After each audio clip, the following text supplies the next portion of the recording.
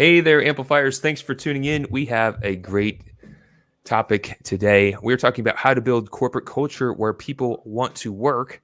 You know, at the end of the day, right now we're having a challenge with just having people on to keep on staff, right? Retaining staff. It is a big deal since we've had this thing called the pandemic, and it's an urgent issue. A lot of the clients that I'm working with right now are saying they're having trouble finding people, and they would definitely want to keep the people that they do get. Turnover rates have experienced an uptick of 57%. You may have heard of this thing called the Great Resignation. It's a real thing, and we definitely need to pay attention to it because keeping team members requires that we really install the elements of an effective culture across the organization. This is the topic of today. So if you want to retain more of the talent that you have, definitely tune in. We have a great guest. The ground rules, you want to make sure that you're determining your principal objective, establishing your corporate culture, developing consistent management systems, and conducting business ethically. So we're going to be unpacking some of these ideas and more. But just while you're tuning in, just make sure that share your comments if you have comments that you'd like to share. We always like any likes or supports. Ask questions and make sure that you take action. You're going to be hearing ideas today, and we want to make sure that you're not just hearing the ideas, you're actually putting them into action. So, all right, we've set the stage, and now to introduce our guest, Robert Kohlhepp has been with the Cintas Corporation from 1967 as an controller, and over a span of 50 years, he was promoted to different positions, including general manager, vice president, treasurer, executive vice president, and CEO. Then he served as vice chair and board chair until retiring in 2016. Additionally, he has served on several associations, corporations, nonprofits, and university boards. And recently, he has launched his new book, Building a Better Organization. So I'd like to welcome you to Growth Amplifiers, Robert. Thank you for joining us. Kenny, thank you for having me. Awesome. It's great to have you here. I know you have an extensive wealth of information and background. So let's get to just kind of sharing what inspired you to craft this book and share it with others. What did give you that push and ignited that passion? Well, the thing that gave me the push was a friend of mine who sits on a private equity company board with me, sent me a book called The $1 Trillion Coach, written about a guy named Bill Campbell, who mentored a number of people on the West Coast, particularly Stephen Jobs. And that book sort of gave me the impetus to write my book. I liked the way it was formatted and the way they approached the book. And I formatted mine somewhat similar to that. But I've been very blessed to be part of an incredible organization. I joined the company, as you said, in 1967 as controller, ended up retiring as chairman of the board. When I joined the company, we had sales of about $1.6 million. Today, we have sales of over $8 billion. When I joined the company, we had 62 employees who we call partners. We now have over 40,000, and I've been very blessed to be part of that growth and part of that success. And I felt like I had a lot of knowledge and experience, made a lot of mistakes, learned from those mistakes, and didn't want to take that knowledge and experience to my grave. So I decided to write a book. I think that's awesome, and I really like the framing.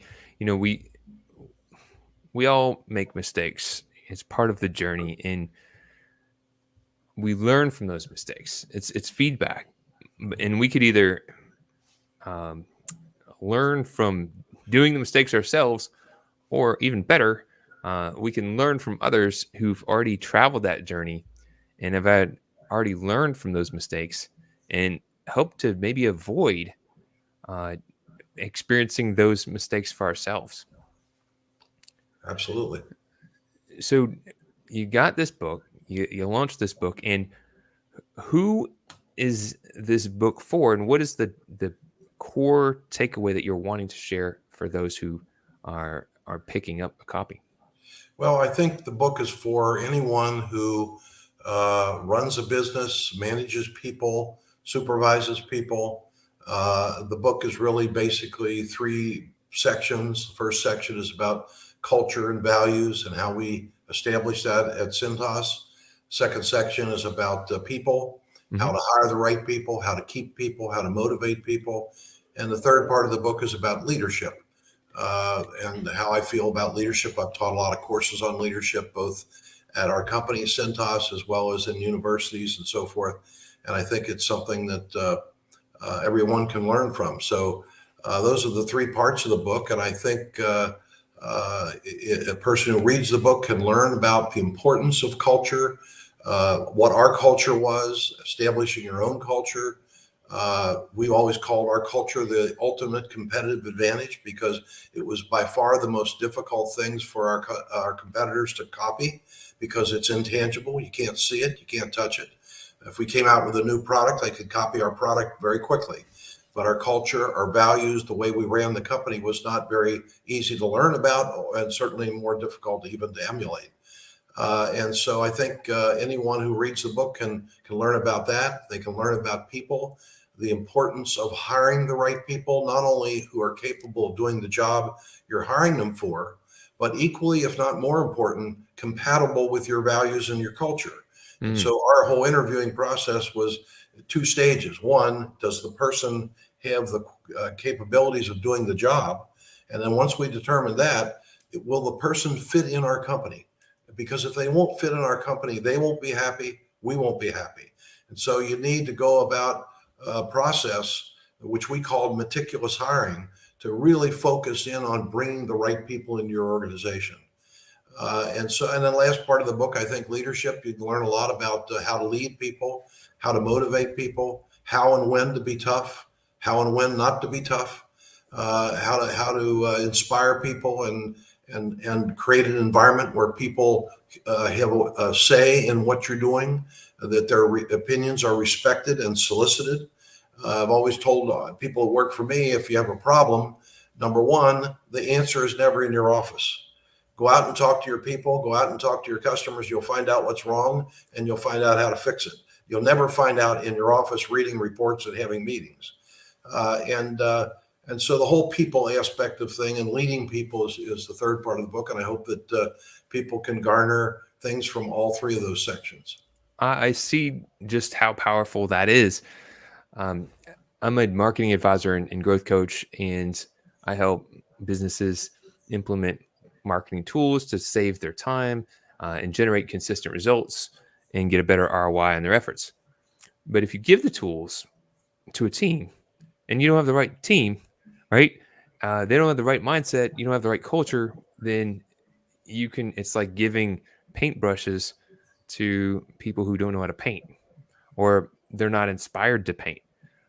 So I see just how powerful that is, where if you don't have the right leadership, you're not building the right culture, you can be checking off a lot of the other boxes, but you are basically missing key ingredients to really get the best possible result. So I'm going to transition you into the big three. And we've got some things to unpack. Name unavailable. And this is the how to operationalize conduct that aligns with high expectations. So this is one of the elements that you cover in your book. Is that correct? It is, yes. All right. So definitely, if you're wanting to get the full details, pick up a copy of the book. You can learn more at Robert's website. But for right now, if we could kind of just take a high level and just talk a little bit about how someone could operationalize this conduct. Because again, if you have a team, but you're not getting through to them, then you're limited on what you can achieve. Yeah, absolutely. Well, I think high expectations has to be part of your culture, part of your values. And one of the things that we did in developing our culture was to explain to everybody we just didn't want to be an average company. We wanted to be a company that was above average and always strove for excellence in performance, in how our people felt about us, how our customers felt about us. So I really think it has to be embedded into your value system at the company and what your culture is. And then once you have that embedded, then in setting goals, you have to have high expectations. In setting performance objectives, you have to have high expectations. And that starts with having high expectations of yourself. You can't have high expectations of people who work for you if you don't have high expectations of yourself and you live up to those things. So I would say that's where it begins. And getting back to your earlier comment, the analogy I always like to use is the greatest basketball coach will not win many games without great players. And if you don't have great players on your team, I don't care how good a coach you are. Same thing is true in business. The greatest manager in the whole world, the greatest motivator in the whole world is not going to be successful if they don't have good people on their team, people who are aligned with their values and what they're trying to accomplish. And then they properly motivate those people and give them the tools they need and the training they need to be successful. And that goes for like every little space. Even we had interns. This is something that we learned in our lesson. We had some interns a few years back. We've had some that have been really great, and they're just proactive. They have the right mindset, and they don't need to be told to do things. You could tell they're just action takers, and they're just contributing to the team. We've also had some that, even though they were interning, seem to be making it harder. They're just trying to help, but they're making things more challenging by having to follow up. They're not doing what they're supposed to be doing. And even when they're trying to help, they're just not a good fit. And so this goes like for everyone. If you really work to build and refine your team and ensure they're aligned and lead them, that's just tremendous. And can imagine the impact that would have on your team if you take these concepts from this book and put them into action. So going into number 2, how to instill directness as a tenet of corporate culture.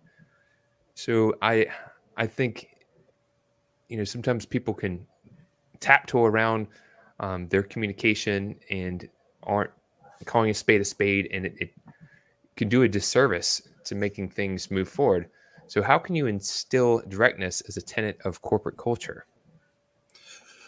Well, we talked about it a lot. I agree with you. My own personal experience is the most difficult problem that managers and supervisors have is giving direct, honest feedback to the people that work for them. And I think the reason is that people naturally avoid conflict. Mm. And when they are about to tell someone, hey, you didn't do this right, or I didn't like the way you did this, or I want you to do it a different way, the supervisor, the manager often anticipates conflict, and they avoid the conflict by either not addressing it right away, or when they do address it, they put sugar all over it and don't make it as direct as it needs to be. And one of the things I used to tell everyone who worked for me is, don't you hope and wish that what I would say to you about you and your performance is the same thing I would say to my boss about you and your performance? Because otherwise I'm misleading you. I mean, for example, nobody should ever be surprised when they get fired. If they are, it's the boss's fault for not telling them they weren't performing and what they needed to do. So we would talk about that a lot. We would teach it in how to give performance reviews, how to direct, and not only that, we would teach people, how do you avoid conflict?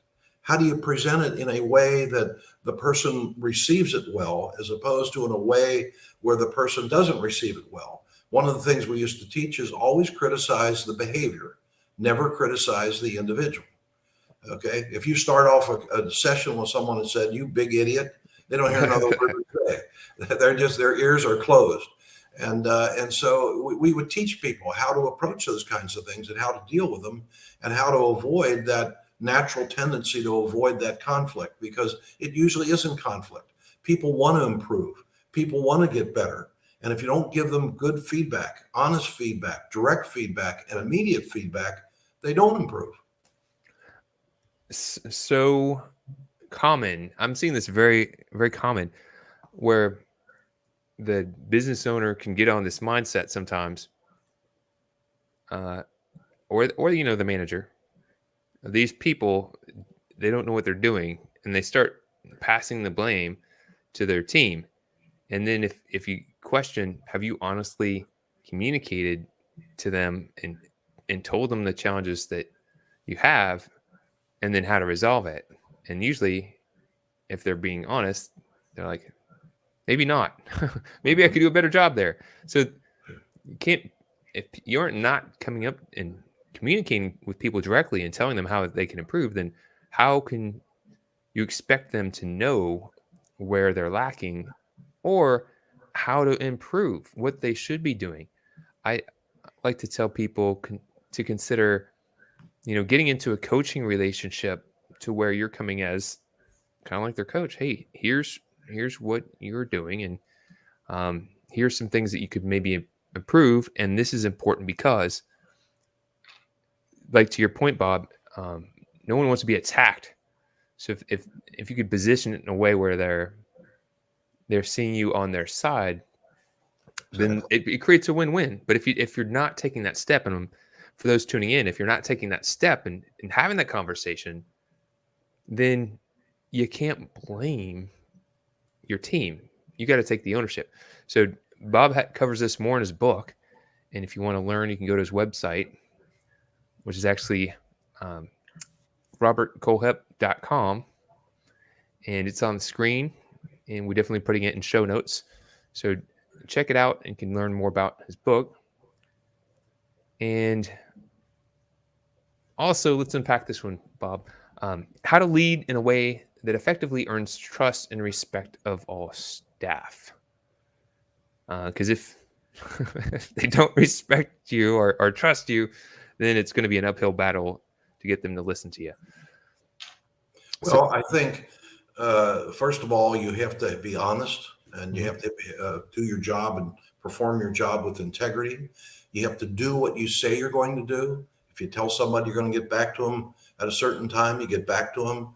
If you have a meeting at 3:00, you shouldn't walk in at 3:10 and expect all your people to always be there if you come in late every time. So I think it's a matter of, and then I think it's a matter of communication too.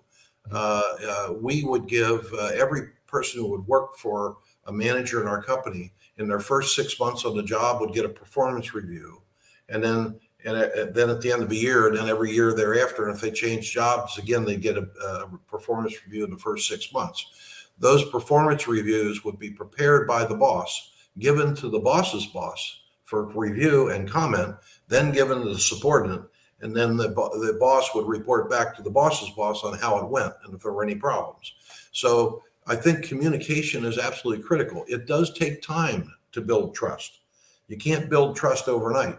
It usually would be a couple of reviews, maybe about a year, before people would understand that when I said something tough to them, my purpose was not to be a jerk, not to be a hard-nosed son of a gun. It was to help them improve, help them get better. Feedback is so important, and you talked about that a little while ago. I used to always use the analogy of comparing a boxing match to a football game. I love sports, and boxing is probably my least favorite sport for a whole bunch of reasons. But one of the reasons is you have two boxers in a ring fighting. They have no idea who's winning the match unless they can knock the other person down for 10 seconds. So they can be in the 7th or 8th round. They don't know who's winning. Nobody in the audience knows who's winning. And at the end of the match, they hold they say, Judge so-and-so said this, Judge so, and they hold one guy's hand up. Now, can you imagine playing a basketball game that way? Running up and down the court, shooting the ball in the basket. At the end of the game, they bring the two captains out and they hold one hand up and say, here's the winner. Okay, it's almost comical when you think about it. Think about the difference in the feedback system between those two sports. Basketball is very clear what the objective is. Score more points than the other team. How are we doing? You look up at the scoreboard at any time and you can adjust your strategy based on the score and how far you're down and all that sort of thing. Okay, That's the perfect feedback. What managers need to do. What is it? Tell people what they're expected to do, train them and teach them how to do it, give them the tools to do it, and then give them constant feedback on how they're doing so that they can adjust. Okay. And I would say to the audience, I said, now let me ask you something. Does your department look like a boxing match or a basketball game? And I'd see some funny looks on some faces when I would say that.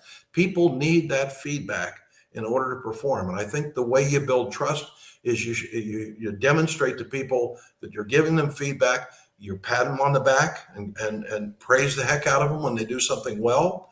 You reprimand them and redirect them when they do something that's not right. And if you do that, people over time will say, this person cares about me. And you show them that you care about them. And I don't believe you can lead anybody if you don't care about the people you're trying to lead. Very well said. Very well said. I love the analogy there between boxing and basketball. It is the case. And people do like that feedback. You know, I can recall working for some businesses before I started my own businesses years back, and some would let you know what you're doing and they'd give you guidance, and you felt like you're growing, you're part of this team. And others, you're like off on this island, you don't really know what's going on, and you're like, you just felt disconnected. And if you felt disconnected, it didn't want to make you stretch and push yourself. Yeah. I'm naturally somebody who just likes to push myself, but if I'm trying and not getting any feedback, then it just makes me wonder, am I even doing the right thing, right? Exactly. So think about that. Think about just, if you could just pick up one thing from this podcast, if you could pick up one thing, what's the one thing that you want to start implementing for yourself and your business? And while we're here, here's something that you could pick up for yourself and your business.